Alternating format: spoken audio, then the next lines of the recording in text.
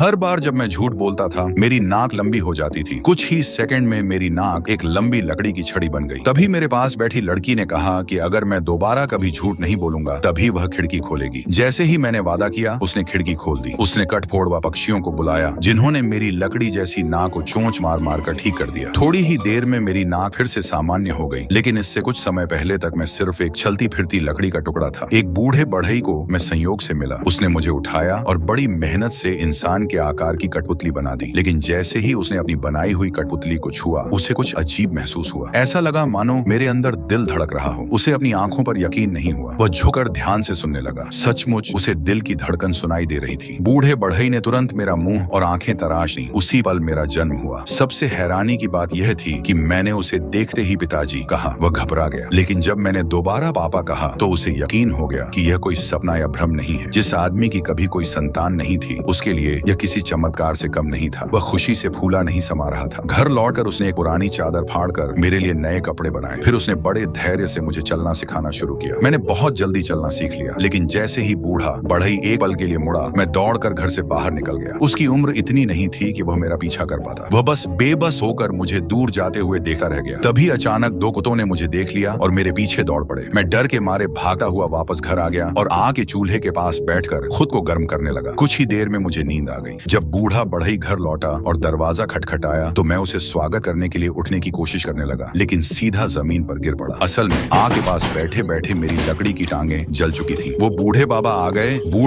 गए, घबराओ मत।